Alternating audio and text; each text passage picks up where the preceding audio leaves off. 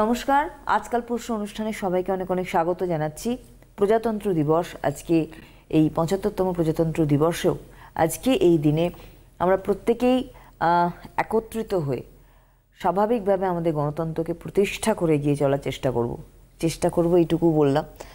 তার কারণ আমাদের একটু আগে আলোচনা হচ্ছিল আমাদের নিউজ ডিপার্টমেন্টের প্রজাতন্ত্র আর সাধারণতন্ত্র। সাধারণতন্ত্রটা শুনতে ভালো লাগে, প্রজাতন্ত্র শুনতে ভালো লাগে না। তো যাই হোক, এটা তো আলাদা বিষয়। আর সর্ববিষয়ে জ্যোতিষ, আমি কথাটা এই জন্য বললাম কারণ আমাদের সঙ্গে যিনি থাকেন, আমরা সব বিষয় নিয়ে এখানে আলোচনা করি এবং তার কাছ থেকে অনেক রকম তথ্য আমরা পাই। আমাদের সঙ্গে কৌশিক কাশ্যপ, স্বাগত জানাবো তাদেরকে অনুষ্ঠানে আসার জন্য। নমস্কার, সকলকে আমার আন্তরিক প্রীতি, শুভেচ্ছা, অভিনন্দন। বড়দের আমার সশ্রদ্ধ প্রণাম এবং অবশ্যই আমার দেশমাতৃকার সর্ববৃহৎ গণতন্ত্রের আজকে প্রজাতন্ত্র দিবস এবং সেটা ৭৫তম প্রজাতন্ত্র দিবস। ভারতবর্ষ আজকে ৭৫তম প্রজাতন্ত্র দিবস পালন করছে। ভারতবর্ষের প্রত্যেকটি মানুষ আমার আপনার মতো, আমার মনে হয় আমরা আমাদের দেশমাতৃকার জন্য যতগুলো দিবস পালন করি, এটা আমার পার্সোনাল পয়েন্ট অফ ভিউ থেকে আমি কথাটা বলছি, সব থেকে গর্বিত হওয়ার মতো যে দিনটা আমার কাছে অবশ্যই ১৫ই আগস্ট তো আছেই, সেটা কিন্তু প্রজাতন্ত্র দিবস। কেন? ভারতবর্ষ স্বাধীন হওয়ার পরে যখন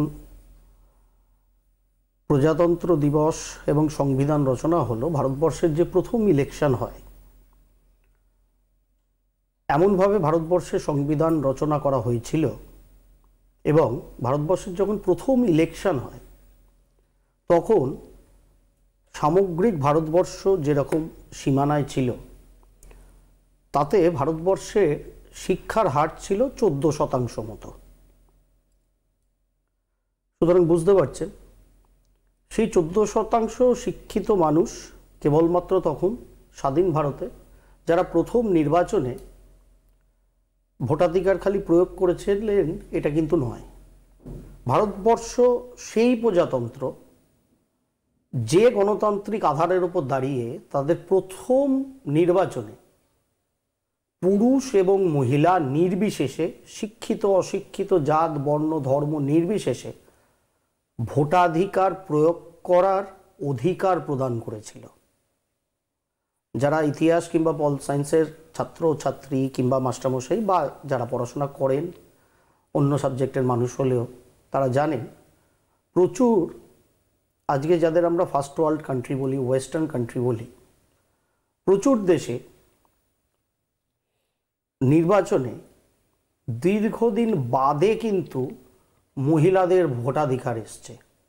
যেখানে স্বাধীনোত্তর ভারতবর্ষের প্রথম নির্বাচনে সংবিধান প্রণীত অবস্থা থেকে ভারতবর্ষ যখন প্রথম নির্বাচনে যায়, সাধারণ নির্বাচনে, সেই নির্বাচনেই কিন্তু পুরুষ মহিলা নির্বিশেষে ভোটাধিকার পেয়েছিলেন, যে যখন ভারতবর্ষে কেবলমাত্র ১৪% শিক্ষিত মানুষের হার ছিল।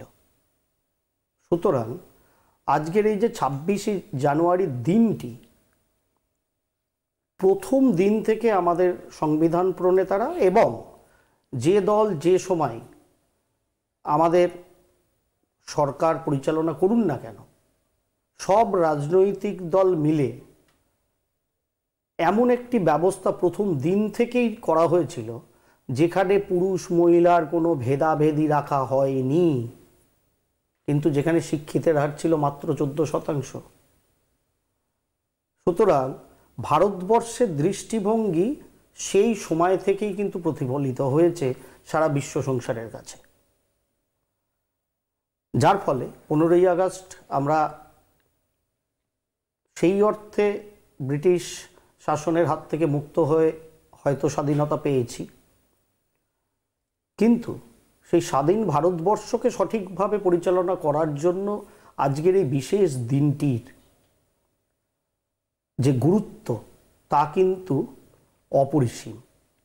এবং আজকের এই প্রজাতন্ত্র দিবসের ওপরেই দাঁড়িয়ে সমগ্র ভারতবর্ষটা পরিচালিত হয় এবং সেই মতোই আমাদের চারটে স্তম্ভ আমাদের সমগ্র ভারতবর্ষকে, আমাদের স্বাদের দেশমাতৃকাকে কিন্তু এগিয়ে নিয়ে যায়। এবং এখান থেকেই বোঝা যায় যে ভারতবর্ষের প্রথম দিন থেকে আজ অবধি ভারতবর্ষ কতটা লিঙ্গ বৈষম্য, জাত বৈষম্য, ভাষা বৈষম্য, বর্ণ বৈষম্য, কোনো বৈষম্যকেই প্রথম দিন থেকে পাত্তা দেয় না। সেটা কেবলমাত্র 26শে জানুয়ারির দিনটাকে পালন এবং তার মাধ্যমে সমগ্র দেশ আজকে অবধি পরিচালনার দ্বারাই ভারতবর্ষ থেকে আজ অবধি সারা বিশ্ব সংসারে কোনো দেশ এত ভালো প্রমাণ করতে পারেননি। সেই জন্যই বললাম যে 26শে জানুয়ারি এমন একটি দিন যেটা আমার কাছে, মানে আমি একজন গর্বিত ভারতীয় এটা বলার জন্য সেরা দিন আমার কাছে 26শে জানুয়ারি। তার কারণ সেই সময় থেকে আজ অবধি এবং আগামীতেও একই ভাবধারায় ভারতবর্ষ চলবে, কারণ ভারতবর্ষের শিকড়ই ওটা। এবং পরাধীনতার গ্লানি থেকে মুক্ত হয়ে স্বাধীন ভারতবর্ষের তদানীন্তন সময়কালের যারা প্রশাসনিক রাজনৈতিক ব্যক্তিবর্গ ছিলেন, বিভিন্ন দলমত তখনই ছিল, কিন্তু সকলের মনোভাবটা একই সুতোয় কিন্তু গাঁথা ছিল যে প্রত্যেকটা মানুষ পুরুষ মহিলা নির্বিশেষে বয়ঃক্রম অনুযায়ী ভোটাধিকারের সুযোগ পাবেন এবং তারা অংশগ্রহণ করবেন, যেটা খোদ তথাকথিত উন্নতিশীল দেশগুলোই কিন্তু দীর্ঘদিন বাদে মহিলারা তাদের ভোটাধিকার প্রয়োগের সুযোগ এবং সুবিধা পেয়েছেন, যাদের অর্থনৈতিক ক্ষমতা কিংবা শিক্ষার হার সেই সবেমাত্র স্বাধীন হওয়া ভারতবর্ষের থেকে অনেক বেশি ছিল। কিন্তু তাদের মধ্যে এই ভাবনার যে একটা ব্যাপকতা এটা ছিল না। এটা ভারতবর্ষের সব প্রশাসনিক বা রাজনৈতিক ব্যক্তিবর্গের মধ্যে কেন ছিল বা কেন আছে, তার কারণ ভারতবর্ষের মূল কৃষ্টি সংস্কৃতির শিকড়টা অনেক অনেক অনেক গভীরে, কয়েক হাজার হাজার বছরের সেই সংস্কৃতি এবং সংস্কারের শিকড়, যেটাকে কোনো আধুনিকতা, কোনো আর্টিফিশিয়াল ইন্টেলিজেন্সি, কোনো চ্যাট জিপিটি, কোনো রোবোটিক্স, কোনো নেগেটিভ কোনো ইনফ্লুয়েন্স হয়তো কষাঘাত করেছে, কিন্তু ওই বৃক্ষকে টলাতে পারেনি।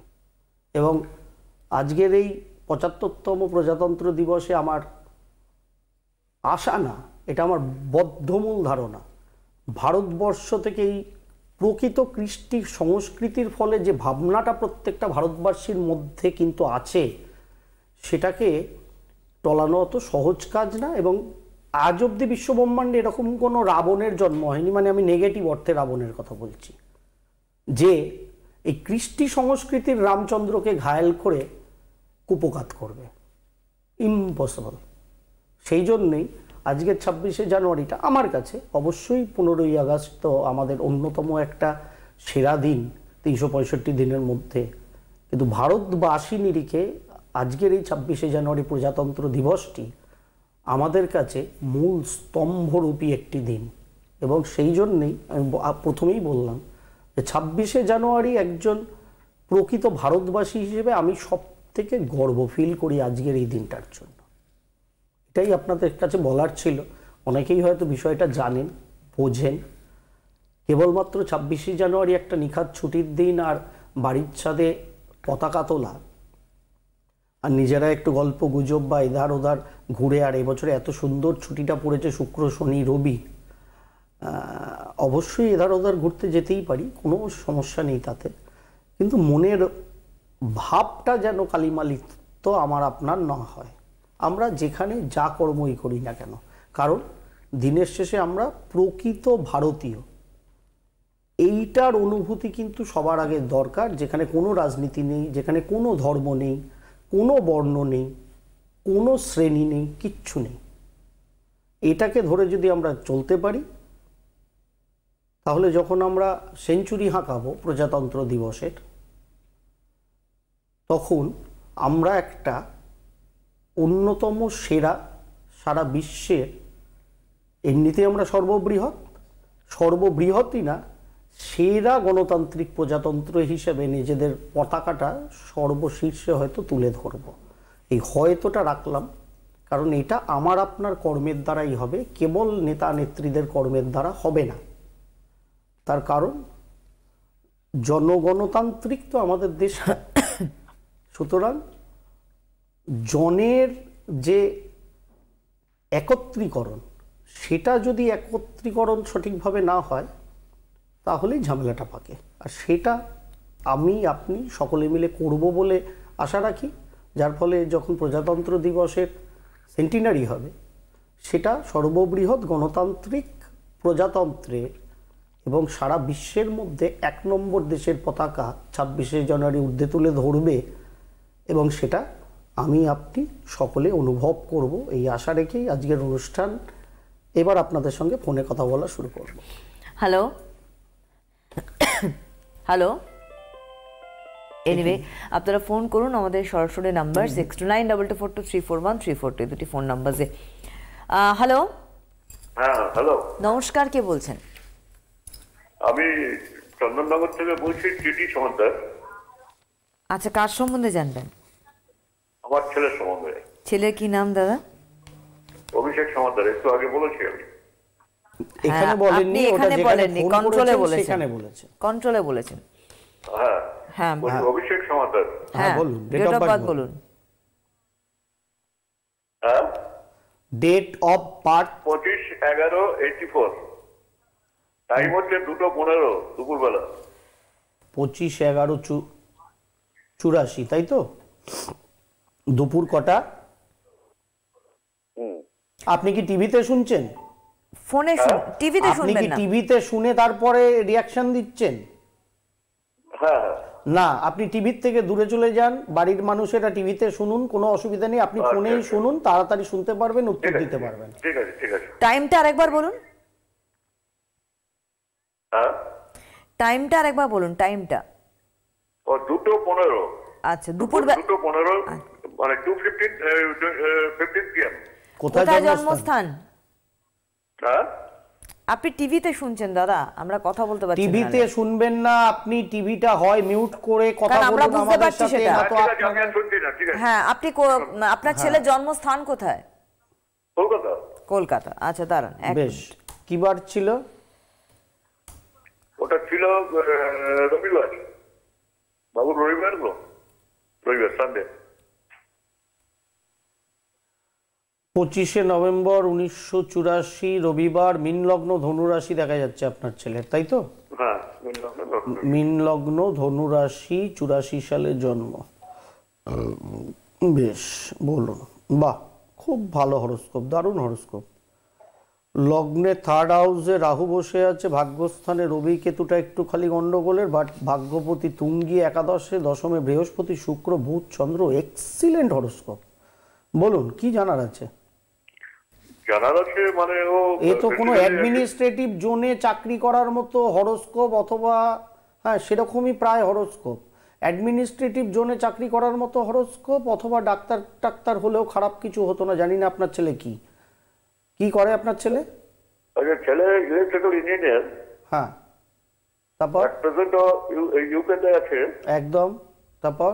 ওর যেটা হচ্ছে, আমি বিয়ে দিয়েছিলাম আর্লিতে, মানে চাকরি করার পরে বিয়ে দিয়েছিলাম ওকে 27 ইয়ার এজে। ওটা ম্যাচিওর করেনি, ওটা ধরুন সেপারেশন হয়ে গেছে ওদের আফটার 6 ইয়ার্স। আচ্ছা, তা এখন নেক্সট কিছু পসিবিলিটি আছে কি ভালো কিছু হওয়ার? নেক্সট কিছু পসিবিলিটিস আছে কি না? নেক্সট কিছু পসিবিলিটিস আছে কি না? দেখা যাচ্ছে না। না, দেখা যাচ্ছে না। না, ব্যাপার হচ্ছে নেক্সট কিছু পসিবিলিটিসের জন্য একটু খোঁজাখুঁজি করতে হয়, তো এত তাড়াতাড়ি দেখার ক্ষমতা আমার নেই, বুঝলেন তো? সেই জন্য একটু খোঁজাখুঁজি আমি তাড়াতাড়ি করছি। কথা বলছি না, বলছি মানে আমার মানে দেখার জন্য তাড়াতাড়ি বলছি। আচ্ছা আচ্ছা। অতটা ক্ষমতা আমি ধরি না আসলে, সেই জন্য একটু খুঁজে বার করে দেখার চেষ্টা করছি যে প্রবণতা আপনার ছেলের কি বলছে, বা সেখানে কোনো আগের যে বিয়েটাও করেছিল সেটা কি ওর পছন্দের বিয়ে ছিল? না না না না, ওটা আপনারা দেখে পেপারে অ্যাড দেখে করা হয়েছিল। মানে আপনারা দেখে শুনেই দিয়েছিলেন? আমরা দেখেছিলাম পেপারে অ্যাড দেখে। আচ্ছা, পেপারে অ্যাড দেখে অ্যারেঞ্জ ম্যারেজ করেও এই হলো? হ্যাঁ, অ্যারেঞ্জ ম্যারেজ। তারপরেও এই সমস্যা ক্রিয়েট হলো। মোটামুটি ভাবে দেখুন 5-6 বছর হলো ডাইভোর্স হয়ে গেছে। হ্যাঁ, 5 বছর হলো। হ্যাঁ, ব্যাপার হচ্ছে দেখুন, এখানে প্র্যাকটিক্যালি আপনাদের চেষ্টা করা উচিত ছিল 2022 সাল 23 সালে, 22 সালের মিডিল থেকে 23 সালের মিডিল অবধি একটা ভালো সময় ওর জন্য, বেশ ভালো সময় চলছিল বৈবাহিক দাম্পত্য জীবনে প্রবেশের জন্য। নেক্সট যে সময়টা কম বেশি করে আসবে, সেই সময়টা আমার মনে হয় মোটের ওপর ধরে থাকুন আপনি 2025 সালের 10ই জুলাই অনওয়ার্ডস, 2025 সালের 10ই জুলাই অনওয়ার্ডস।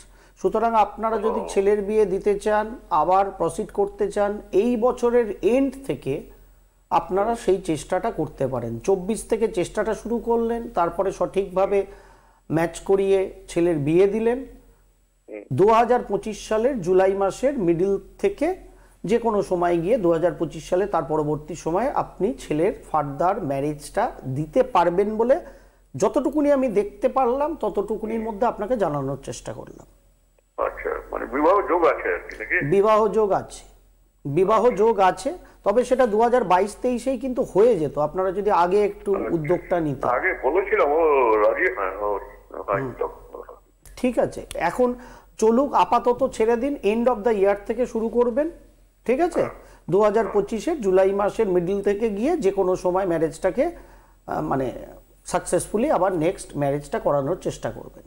হরোস্কোপ তো নিয়ে কোনো চিন্তা নেই, আগেই আমি বললাম হরোস্কোপ প্রিটি গুড, কোনো চিন্তিত হওয়ার কিছু নেই।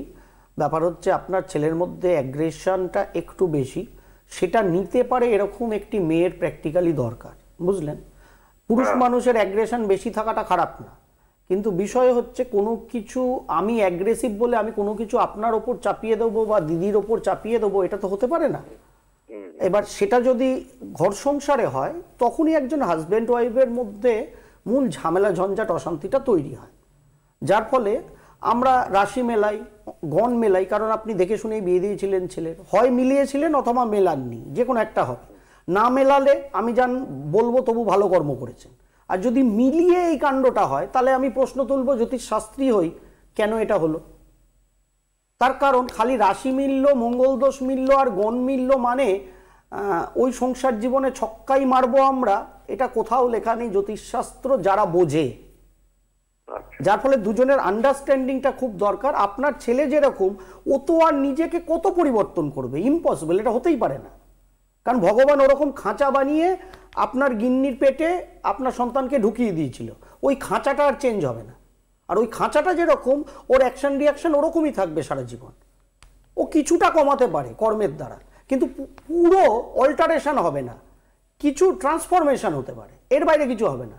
সুতরাং ওকে বোঝে এরকম একটা মেয়ের দরকার, যে ওর ওই অ্যাগ্রেশনটা খুব কুলভাবে নিতে পারবে, অ্যাডজাস্ট করতে পারবে। বা বলা যায় আপনার ছেলের আগুনের মধ্যে একটু জল ঢেলে, আমরা যেরকম যজ্ঞের সময় মাঝে মধ্যে আগুনটা লেলিয়ান শিখায় ওপরে উঠে গেলে ঘৃতাহুতির ফলে আমরা একটুখানি কমণ্ডলুর জল দিয়ে সোয়া সোয়া সোয়া করি, যে আগুনটাকে একটু নামানোর জন্য।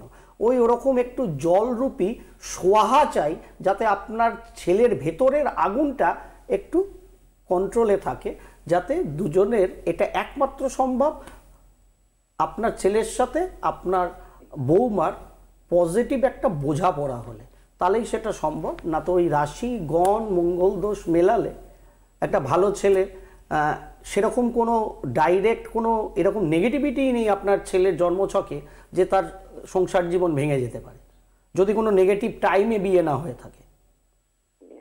যাই হোক, যা ঘটেছে ছেড়ে দিন। 2025-এর জুলাই থেকে ফ্যান্টাস্টিক, ওইখানে কোনো চিন্তা নেই, দুর্দান্ত আছে, ফাটাফাটি আছে, কোনো চিন্তা করার কিছু নেই। ওভারঅল ঠিকঠাকই চলবে, শরীরটাকে খালি একটু ঠিকঠাক রাখতে বলবেন, ঠিক আছে? তার কারণ ওর কিছু এক্সক্রিটারি সিস্টেমের প্রবলেম হতে পারে, ঠিক আছে? ওই জায়গাটা যেন একটু ঠিক রাখে, হোক মূল জায়গা এটাই, ওটাকে ঠিক রাখলে শরীর ওভারঅল ঠিক চলবে, কোনো চিন্তা নেই। ঠিক আছে দাদা, ভালো একদম। হ্যালো হ্যালো, নমস্কার, কে বলছেন? আমি আসাম তাবুয়া থেকে বলছি। কোথা থেকে? আসাম। আসাম থেকে বলছি। আচ্ছা, কার সম্বন্ধে জানবেন? আমার ছেলের সম্বন্ধে জানতে ছেলের চাই। কি নাম? নাম বলুন, ডেট অফ বার্থ বলুন, টিভির থেকে দূরে যান। ছেলের নাম? ছেলের নাম Soumik Deb. Date of birth? Date of birth 26/7/2002। 25শে জুলাই? 26 জুলাই 19 2002। 2002। আর সময়? 2002। হ্যাঁ। হ্যাঁ, সকাল 7:46। সকাল 7:46। কোথায়? আসামে জন্ম? হ্যাঁ, আসামে তিনসুকিয়া। তিনসুকিয়া, দাঁড়ান দেখি। দাঁড়ান এক মিনিট। তিনসুকিয়া, আসাম। কি বার ছিল দিদি? কি বার ছিল? শুক্রবার ছিল 26/7/2002। একদম ঠিক, শুক্রবার ছিল। সিংহ লগ্ন, মকর রাশি আপনার ছেলের দেখা যাচ্ছে। শাহরুখ খানের সঙ্গে রাশি লগ্নের পুরো ম্যাচিং আছে। শাহরুখ খানেরও সিংহ লগ্ন মকর রাশি, জানেন তো? বা শাহরুখ খানের মতো দশমে রাহু আছে, চতুর্থে কেতুও আছে। খুব ভালো। আপনার ছেলে কম মেয়ে বেশি। আপনার ছেলে কম মেয়ে বেশি। আপনার ছেলের মধ্যে পুরুষালী অ্যাগ্রেশনই নেই। ভয়ঙ্কর রকম একটা ভীতু, নেগেটিভ মাইন্ডসেটের ভালো মানুষ, একটা প্রকৃত ভালো মানুষ আপনার ছেলে। কিন্তু আধুনিক যুগ সাপেক্ষে লড়াই করে নিজেরটা বুঝে নিতে হবে, এইটাতে ওর একটুখানি কমজোরি ব্যাপার আছে। মানে পুরুষ মানুষের যে অ্যাগ্রেশনটা চাই, ঠিক এর আগের যে জন্ম ছকটা দেখলাম, আমার মনে হচ্ছে ওই দাদার ছেলের থেকে কিছু আগুন নিয়ে আপনার ছেলেকে দিয়ে দিই, আর আপনার ছেলের মধ্যেকার কিছু জল নিয়ে ওকে আমি আমেরিকায় পাঠিয়ে দিই। তাহলে দুটো ছেলে ব্যালেন্স হয়ে যাবে। যদি ভগবান এরকম আমাকে ক্ষমতা দিতেন, গুরুরা আমাকে কৃপা করতেন, এটা সেরা রেমেডি হতো। মানে যেটা আমার দ্বারা সম্ভব না, কোনো বিজ্ঞানীর দ্বারাও সম্ভব না, কারণ এটা স্ট্রাকচার। এমনিতে হরোস্কোপটা খুবই ভালো। দ্বাদশস্থ মঙ্গল, বৃহস্পতি, বুধ এবং রবি বসে আছে, লগ্নে শুক্র বসে আছে, দশমে রাহু বসে আছে। ঘুরে বেরিয়ে আসামের বাইরে গিয়ে কর্ম করার প্রবণতা। পড়াশোনা কি করেছে?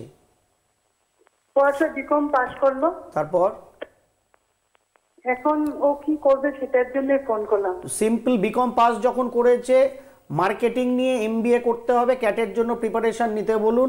আগামী বছর গিয়ে ক্যাটটা দেবে। আর না তো 24 সালেরই এন্ডে আবার ক্যাট পরীক্ষা হবে।